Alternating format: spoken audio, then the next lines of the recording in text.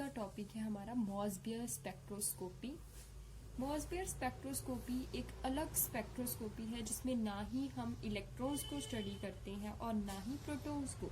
जैसे कि एनएमआर में हम सिग्नल्स नोट करते हैं कि कितने प्रोटॉन्स हैं, और जैसे ईएसआर में हम फ्री रेडिकल से सिग्नल्स नोट करते हैं। But in Mossbauer spectroscopy this is a nuclear spectroscopy in which we are noting the nucleus को देखेंगे कि वो कितने सिग्नल्स कैसे इन्वायरमेंट में है, कैसे सिग्नल्स आएंगे। तो स्टार्ट कर लेते हैं मॉसबियर स्पेक्ट्रोस्कोपी के साथ। तो सबसे पहले इसको बोलते हैं गामा रे स्पेक्ट्रोस्कोपी। और उसके बाद है कि जो गामा रेज है वो क्या होती है, जिसमें कोई चार्ज नहीं होता, न्यूट्रल होती है, इसलिए इसको न्यूक्लियर स्पेक्ट्रोस्कोपी बोलते हैं। अब गामा रेज क्या कर रही है यहाँ पे, these are acting as an source which are obtained from radio active source like cobalt 57। ये एक रेडियो एक्टिव एलिमेंट यूज कर रहे हैं यहाँ पे, क्योंकि गामा रेज क्या है, सोर्स है। और गामा रेज हमें कहाँ से मिलेंगी, वो मिलेंगी इस सोर्स से। और that emits gamma rays of energy 14.4 kilo electron volt की यहाँ पे हमारे पास एनर्जी वो देगा। अब ये कोबाल्ट ही क्यों लिया, क्योंकि मैं यहाँ पे आपको आयरन का स्पेक्ट्रा स्टडी करूंगी, तो आयरन के लिए जो कोबाल्ट 57 है वही सोर्स हम यूज करेंगे। अब इसमें होता क्या है, इसकी सारी इंस्ट्रूमेंटेशन हम आज इस वीडियो में पढ़ेंगे।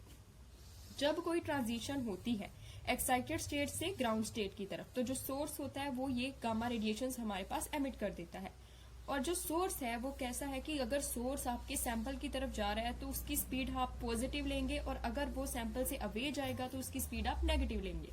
उसके बाद ग्राफ स्टडी कर लेते हैं। ग्राफ में इसमें आपको नोट करना है कि इंटेंसिटी वर्सेस वेलोसिटी ग्राफ हमें मिलता है, उसमें हमें बोथ पॉजिटिव और नेगेटिव वैल्यूज ऑफ वेलोसिटी के लिए ग्राफ मिलेगा। अब देख लेते हैं कि रेडिएशंस कैसे होती हैं, कैसे स्पेक्ट्रा ऑब्टेन होता है।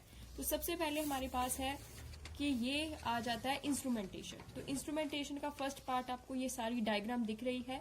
इसमें सबसे पहले आपके पास है रेसिप्रोकेटिंग मोटर, उसके बाद आपके पास यहाँ पे सोर्स है, यहाँ से सिग्नल जनरेट हो रहा है, ये सोर्स है। और सोर्स जब भी सोर्स अपनी लाइट एमिट करेगा तो सोर्स से लाइट जाएगी सैंपल की तरफ, और सैंपल की तरफ जाते ही आपके पास डिटेक्टर की तरफ डिटेक्ट हो जाएगा सिग्नल। प्री एम्पलीफायर लगाया गया है उसकी स्पीड को करने के लिए इंक्रीज, और उसके बाद सिंगल चैनल एनालाइजर लगाया गया है, फिर मल्टी चैनल एनालाइजर लगाया है, और ये मोनोक्रोमेटिक आपको मिलेगा, जो लाइट होगी वो मोनोक्रोमेटिक होगी। उसके बाद सिंक्रोनाइजिंग सिग्नल लगाया हुआ है। अब बात कर लेते हैं कि सोर्स की, तो मैंने आपको पहले ही बता दिया है कि सोर्स हमारे पास रेडियो एक्टिव है। अब बात करते हैं सैंपल। तो सैंपल कैसा होगा, सैंपल आप आयरन का ले सकते हो, आयरन 57 भी आप यूज कर सकते हो, सैंपल आप टिन का भी ले सकते हो। हियर जो सैंपल मैं यूज कर रही हूँ दैट इज आयरन 57, तो उसको आप रेडिएट करवा रहे हैं गामा रेडिएशन के साथ। कितनी एनर्जी की, 14.4 किलो इलेक्ट्रॉन वोल्ट की, जो कि सोर्स से हमारे पास मिलेगी और एक्साइटेशन हो जाएगी। अब यहाँ पे आपको दिख रहा होगा कि ये जो सैंपल है इसको मैंने दीवार फॉर यहाँ पे रखा गया है, इनर्ट एटमॉस्फेयर प्रोवाइड किया गया है, ये गैसेस के बीच में रख के नाइट्रोजन या हीलियम में इसको रखा जाता है। अब आपको देखते हैं कि यहाँ पे आपको जो मैंने बात बोली है कि सबसे पहले जो सोर्स है वो क्या करेगा, ट्रांजिशन करेगा, एक्साइटेड से ग्राउंड तरफ आएगा और ये एनर्जी एमिट कर देगा। उसके मैंने ये रिएक्शन भी लिख दिया। उसके बाद यही एनर्जी 14.4 किलो इलेक्ट्रॉन वोल्ट हमारा सैंपल ऑब्जर्व करेगा, और यहाँ पे वो अपनी एक्टिवेटेड फॉर्म में आ जाएगा, जो कि आपको यहाँ पे मिल रहा है आयरन का सैंपल।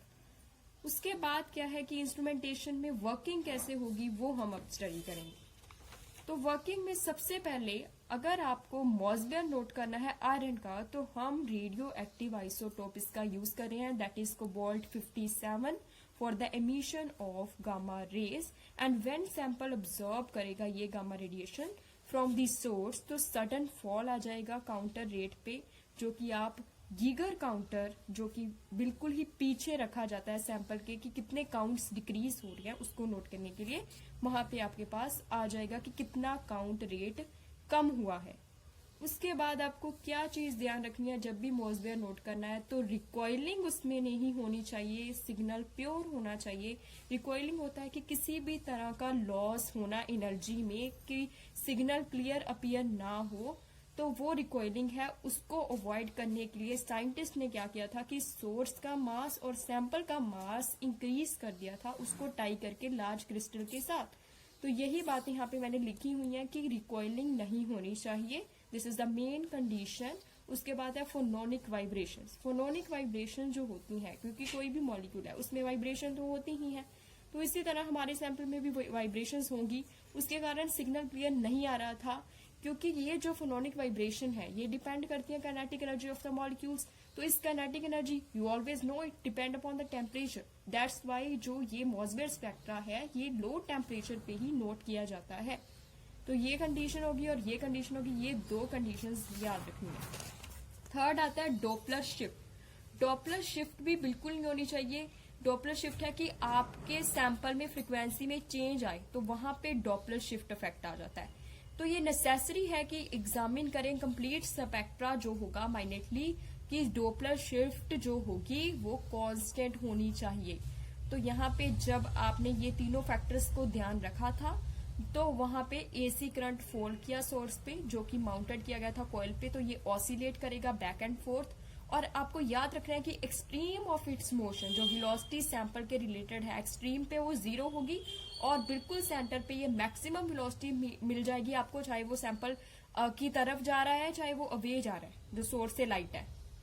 अब जो आउटपुट होगी that is noted bye Geiger counter से सारी आउटपुट कंप्यूटर में फीड अप हो जाएगी। और जो फाइनल प्लॉट है, पहले ही मैंने आपको बताया कि फाइनल प्लॉट जो होगा इंटेंसिटी वर्सेस वेलोसिटी होगा और आपको ऐसे पीक्स मिलेंगी। तो ये सारा था कि मॉसबेयर स्पेक्ट्रा में इंस्ट्रूमेंटेशन कैसे होती है, वर्किंग कैसे होती है। अब क्या क्या हमने यहाँ पे पढ़ा है हम उसको रिकॉल कर लेते हैं। Let's summarise. फर्स्टली जो मॉसबेयर इफेक्ट है that is based on the recoil free gamma ray resonance absorption phenomena. तो आपको ये बात ध्यान रखनी है कि ये recoil free gamma ray resonance पे बेस्ड है और यहाँ पे प्रोडक्शन होती है हाईली मोनोक्रोमेटिक इलेक्ट्रोमैग्नेटिक रेडिएशन की।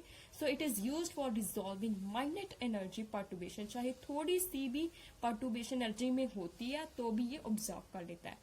और जो टेम्परेचर है क्रिस्टल का वो हमें यहाँ पे स्मॉल लेना है, लेकिन यहाँ पे जो डिवाइड टेम्परेचर है वो क्या हो जाएगा, हाई हो जाएगा। कौन से सैंपल्स हमें ये स्पेक्ट्रा देते हैं, तो आयरन है, टिन है और कुछ अदर ट्रांजिशन मेटल्स हैं लाइक मरकरी हो गया, प्लेटिनम हो गया, गोल्ड हो गया, निकल हो गया, ये सारे मॉसबेयर एक्टिव है।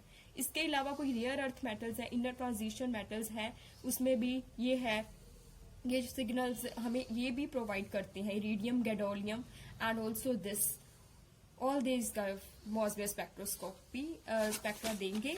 This is about the instrumentation. Thank you. In the next video we will discuss about the major topics of this spectroscopy.